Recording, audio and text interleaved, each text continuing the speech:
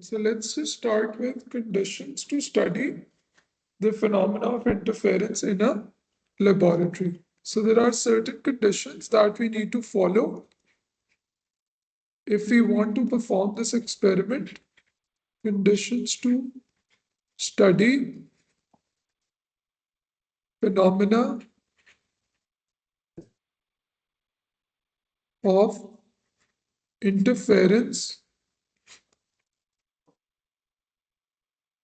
in a laboratory. Okay, so the first condition is कि बेटा there must be at least two waves that are traveling in the same direction and meet at a point. So the first thing is there must be at least two waves traveling in the same direction, in the same direction and meet at a point. Direction and meet at a point. Okay. The other thing is that the waves must be of same type. The waves must be of same type.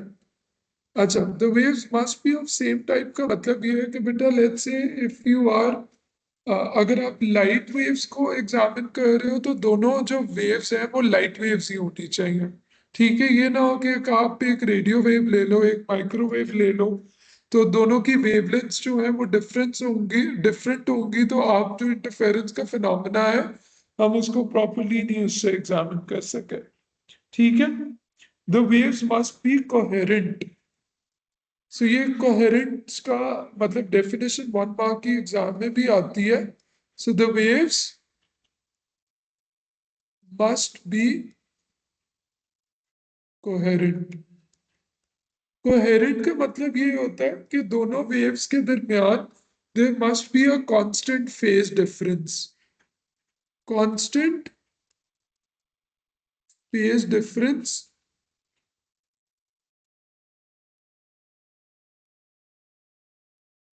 between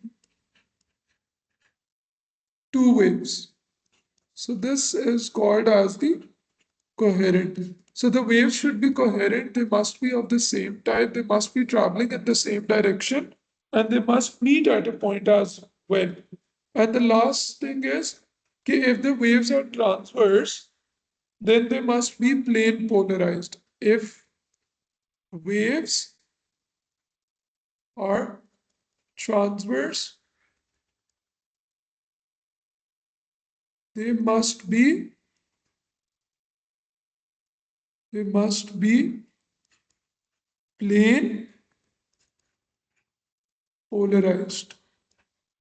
Okay, so these are the four important key points that we need to remember if we want to study the phenomena of interference. ठीक है, दो waves होनी चाहिए at least, दोनों same direction में travel कर रही हो and they must meet.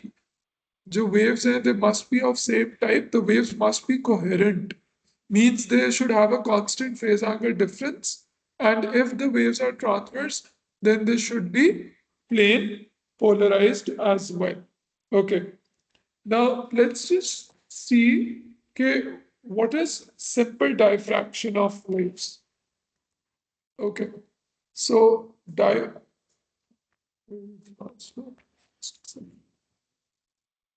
yeah.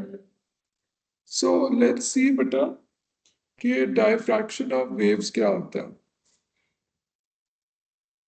Diffraction of waves means bending of waves after passing through a gap. So diffraction of waves क्या है? Bending of waves after passing through a slit, aperture, or a gap. So without any change in its wavelength, speed, or frequency of the wave. ठीक है? So wavelength, speed, or frequency जो है, they remain constant. Okay. So bending of waves after passing through a slit, aperture, or a gap. ठीक है? So ये हमने O levels के अंदर भी एक चीज पढ़ी थी कि ये आपके पास एक दीवार है and there's a small gap in this wall. ठीक है? So ये जो गैप होता है इसको हम स्लिट भी कहते हैं, इसको हम अपर्चर भी कहते हैं, हम इसको गैप भी कह सकते हैं। तो लेट्स से बेटा अगर मेरे पास वेव है जो ट्रैवल कर रही है, ये वेव फ्रंट्स आ गए, ठीक है? These are the wave fronts of wave. Wave fronts क्या होते थे? Wave fronts is an imaginary line that joins all the points that are in phase. और ये आपके पास ये wavelength है. Okay, now what happens when these are the wavefronts. When these wavefronts pass through this gap, तो ये bend हो जाते हैं, ठीक है?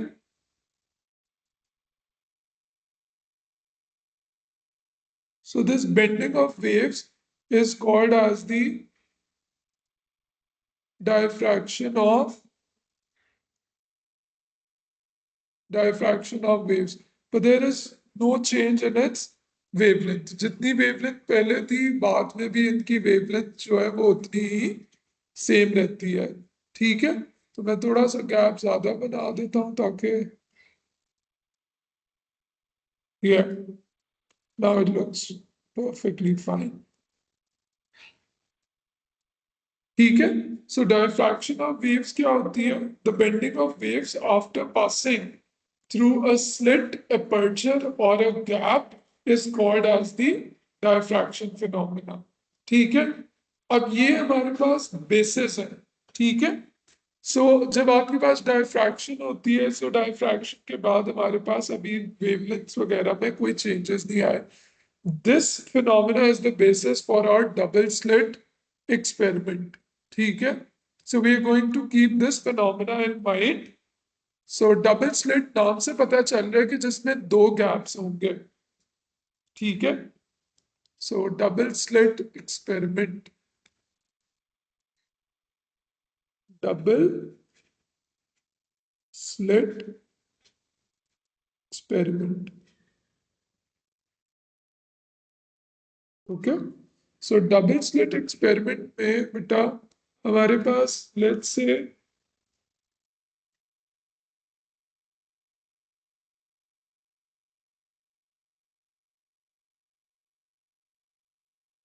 here, so there's a gap 1 and there's another gap 2.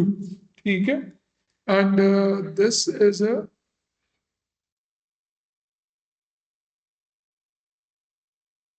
ये हमारे पास स्क्रीन है. सो डबल स्लिट हम इसे इसीलिए कहते हैं क्योंकि दो गैप्स नजर आ रहे होंगे आपको यहाँ पे, ठीक है? ओके, अब हमने बेटा अब हमारे पास ये मैं सेंटर वाली दरमियान से हॉरिजॉन्टल लाइन ड्रॉ कर दूं, ठीक है? This is your centre point on the screen, ठीक है? ओके, नाउ लेट्स सी कि अब हमारे पास दो वेव्स हैं दैट आर इंसिडेंट. वन, ये एक वेव ट्रैवल कर रही है, so this is your wave 1 which is traveling and trying to pass through the slit or the gap, and then there's another wave, this is wave 2 with the same wavelength, frequency, amplitude and everything. सो दोनों के दरमियान मतलब दोनों waves की जो wavelength है वो same है और basically wave one and wave two they both are coherent waves. और कोहेरेंट वेव्स का मतलब क्या होता है कि they have a constant phase difference, so they are coherent waves. Okay, now what happens when these waves they pass through the slit, aperture or a gap? तो फिर हमारे पास वेव प्रोड्यूस होती है आउटपुट में, ठीक है। सो लेट्स से जो पहली वेव है वो हमारे पास एक ये है,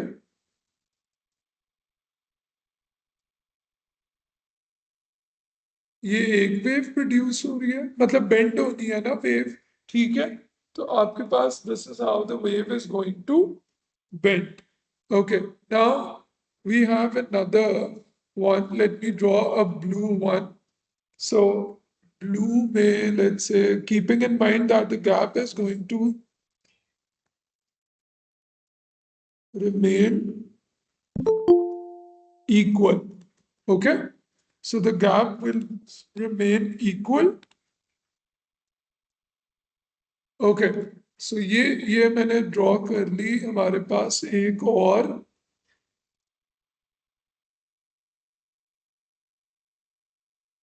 वेव फ्रंट ड्रॉ कर रहा हूं मैं। ओके, ठीक है। Okay, now let me draw another one and that is third one. Okay, so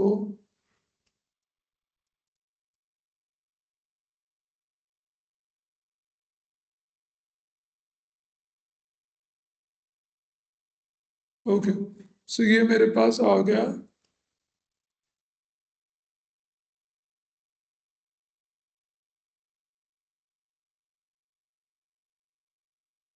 okay, ठीक है, तो ये मैंने ड्रॉ कर दी एक और वेव जो है, ठीक है, थर्ड वाला। Okay, now let me just draw one more and then that will be sufficient for us.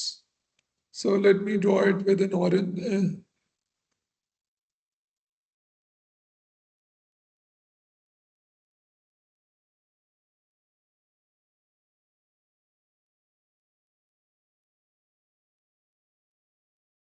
Okay, so ये एक ड्रॉ और कर दी मैंने।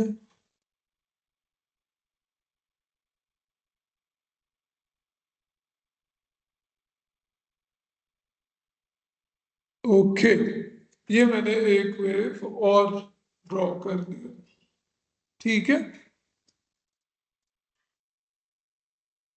हाँ जी, ये यहाँ ये क्लियर हो गया। So basically what is a double slit experiment? अभी डबल स्लिट एक्सपेरिमेंट में हम लोग पहले ना दोबारा एक दफा देख रहे थे कि डायफ्रैक्शन फिनोमेना क्या होता था। डायफ्रैक्शन वेव में ये होता था कि एक वेव जो है वो ट्रैवल कर रही होती थी, सामने एक गैप आता था, ठीक है। जब वो वेव इस गैप से पास करती थी तो वो बेंड हो जाती थी, इस तरह circular wave fronts were formed, ठीक है। So these are called as the circular wavefronts. And when a circular wavefront is formed, when a wave travels or passes through a slit, gap or an aperture, ये तीनों का मतलब एक ही है। अच्छा, double slit experiment का मतलब है कि दो गैप्स हैं और दो डिफरेंट वेव्स हैं। We have a wave one, we have another wave two, they both are coherent waves. Coherent means they have a constant phase angle difference. Okay? Acha. So, if they have a constant phase angle difference, when these two waves passes through the gaps, they are going to bend. अच्छा, अब ये मैं इस पे mark कर देता हूं। ये यहाँ पे जैसे मैंने अगर ग्रीन से किया था, मैं इस डार्क ग्रीन वाली को वन कह रहा हूं, ठीक है। ब्लू वाली को I am going to call it two, और फिर ये जो लाइट ग्रीन है let me call it three, ये 3 है, और लास्ट में जो ऑरेंज है वो 4 है। ठीक है, ओके, ये 4 है। अब बेसिकली ये नंबरिंग करने का मतलब what was the purpose for that. अब लेट मी, अब बेटा अगर आप गौर करो तो ये जो दोनों डार्क ग्रीन है ये इस पॉइंट पे मीट कर रही हैं। फिर दोनों जो डार्क ब्लू है वो इस पॉइंट पे, जो डार्क ब्लू वाली है उसकी वेवलेंथ है 2 लैम्डा, जो डार्क ग्रीन है उसकी वेवलेंथ है खाली लैम्डा, और ये लाइट ग्रीन वाली जो है वो इस पॉइंट पे मीट कर रही है, और ये वाली इस पॉइंट पे मीट कर रही है। ठीक है, तो basically at the centre we have zero order maxima that is being produced। Centre point पे हमारे पास क्या है, जीरो ऑर्डर मैक्सिमा। ठीक है, और जीरो ऑर्डर मैक्सिमा पे बेसिकली जो पाथ डिफरेंस होता है वो कितना होता है, जीरो होता है। And how do we know कि if the path difference is zero, ये जो डार्क ग्रीन वाली है, ठीक है, डार्क ग्रीन वाली का मतलब let's just take the dark green one कि इसकी वेवलेंथ है लैम्डा। ठीक है, जो डार्क ब्लू है उसकी वेवलेंथ है 2 लैम्डा, क्योंकि वो बाद में मतलब आ रही है ना, उसकी वेवलेंथ है 2 लैम्डा। और फिर जो थर्ड वाली जो लाइट ग्रीन है उसकी वेवलेंथ है 3 लैम्डा, और लास्ट में जो ऑरेंज वाला है उसकी वेवलेंथ है 4 लैम्डा। ठीक है, तो जहां पे ये मीट कर रही होंगी, अब लेट्स से अगर दोनों डार्क ग्रीन वेव्स आपस में मीट कर रही हैं, या आपस में ये दोनों डार्क ग्रीन वेव्स इंटरसेक्ट कर रही हैं at this point, so the path difference between these two waves is is zero. इसी तरह 2 lambda minus 2 lambda is zero. तो जो सेंटर पॉइंट है या जो सेंटर पोजिशन है, we have a zero order maxima at that point. अब इसी तरह फॉर द फर्स्ट ऑर्डर, जब ये डार्क ब्लू और ये डार्क ग्रीन इस पॉइंट पे मीट कर रहा है, ठीक है, लाइट ग्रीन और डार्क ब्लू इधर मीट कर रहा है, ऑरेंज और लाइट ग्रीन इधर मीट कर रहा है, तो इसका ये मतलब है कि ये मेरे पास फर्स्ट ऑर्डर मैक्सिमा प्रोड्यूस हो रहा है, फर्स्ट ऑर्डर मैक्सिमा। इसी तरह ये नीचे भी होगा, डार्क ब्लू और डार्क ग्रीन, लाइट ग्रीन और डार्क ब्लू, ऑरेंज और ये, और इनको भी अगर मैं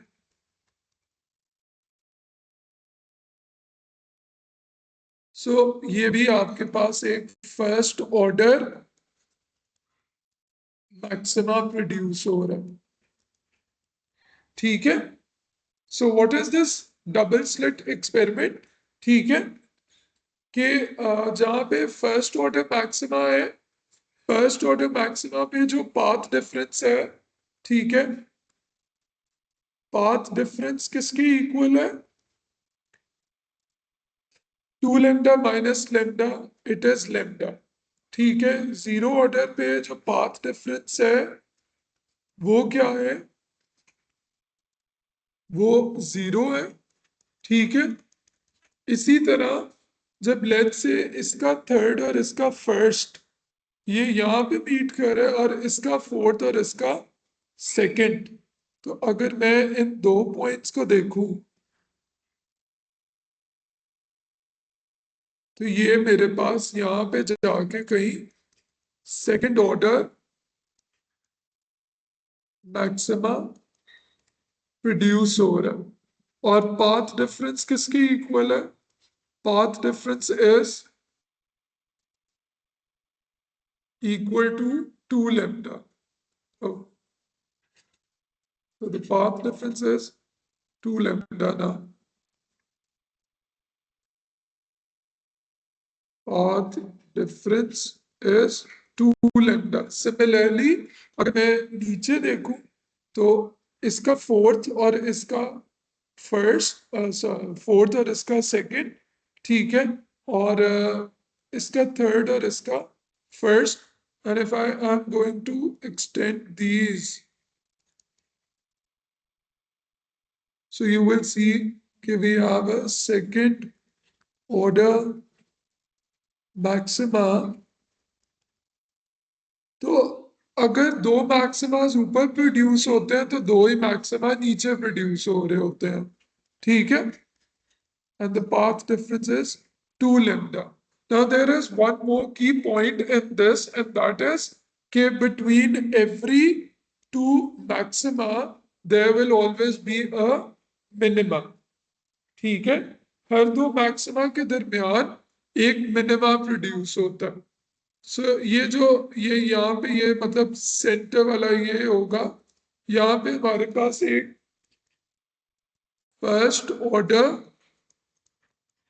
मिनिमा है, ठीक है, and what is the path difference for a first order minima?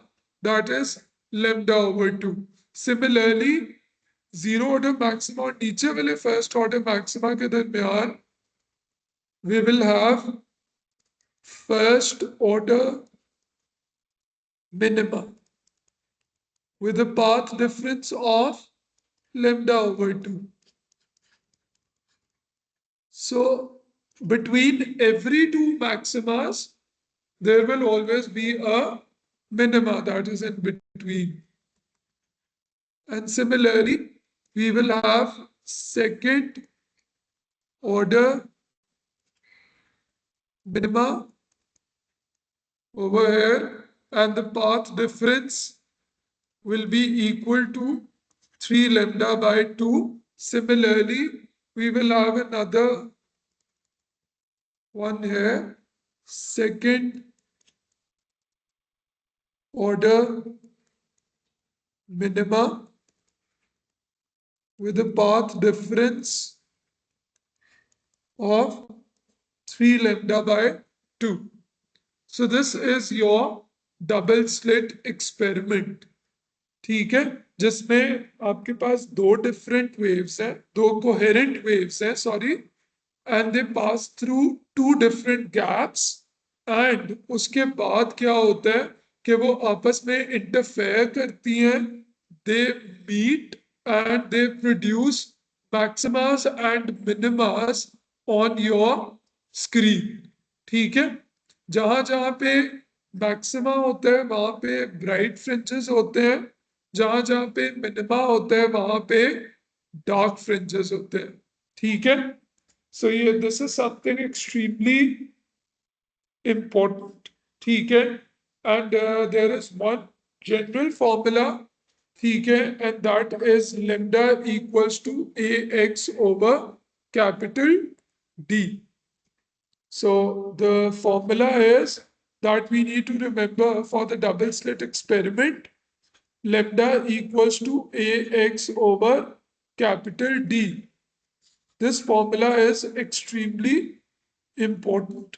So where lambda represents the wavelength of wave, A is what?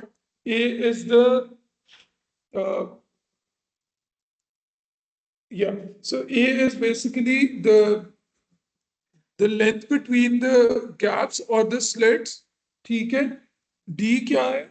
D is the distance between the screen and the wall, जहां से ये waves जो है वो travel करके आ रही हैं.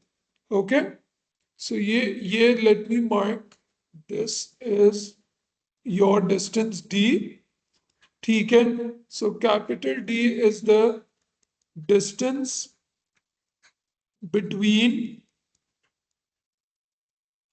Slits and screen.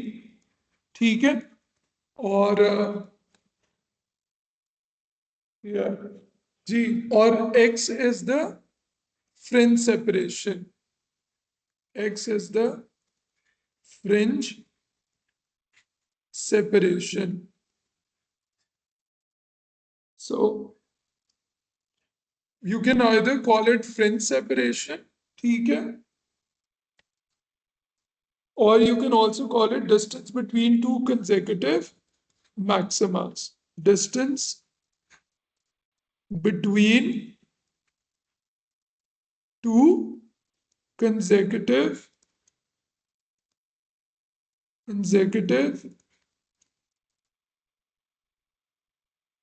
maximas, and आपके पास लास्ट में जो a है, a is the separation between the slits or the distance between the slits.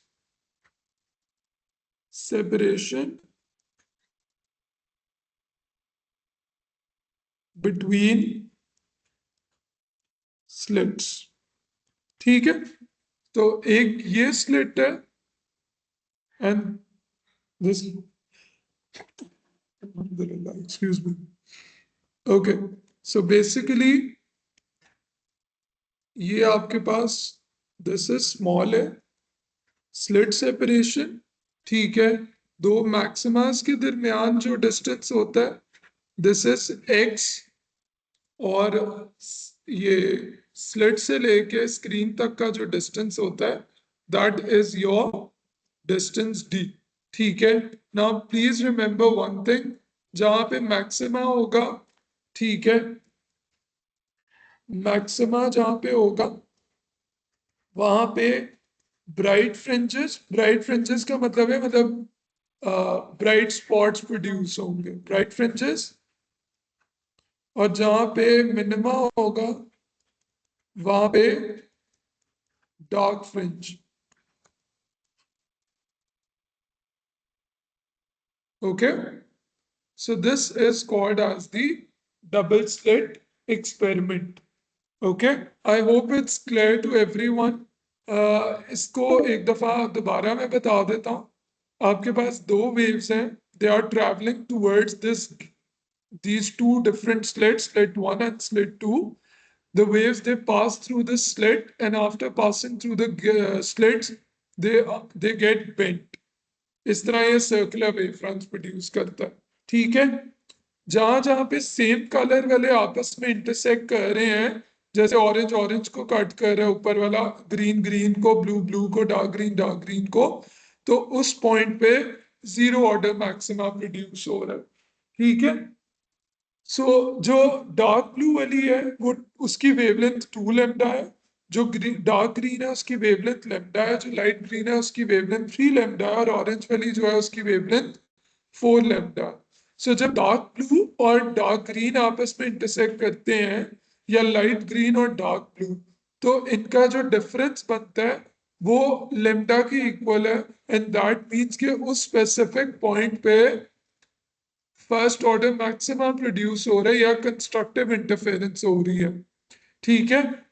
अब इसी तरह जब एक का लाइट ग्रीन और दूसरे का डार्क ग्रीन आपस में इंटरसेक्ट कर रहे हैं, या एक का ऑरेंज और दूसरे का dark blue, so the path difference turns out to be equal to 2 lambda, ठीक है। तो अगर तो इनका जो पाथ डिफरेंस है वो 2 लैम्डा के इक्वल होगा, ठीक है, तो फिर हमारे पास सेकंड ऑर्डर मैक्सिमा। फिर लास्ट में मैंने आप लोगों को ये बताया कि लेमडा किसके इक्वल है, lambda will be equal to a x over capital D. Lambda होता है wavelength of the wave, d is the distance between the slits and the screen, x is the fringe separation या distance between two consecutive maximas, and a is the separation between the slits. So we'll end it here right now. इसको हम detail में जो है we'll study it मतलब further, और इसको complete अब हम next lesson में जो है वो करेंगे।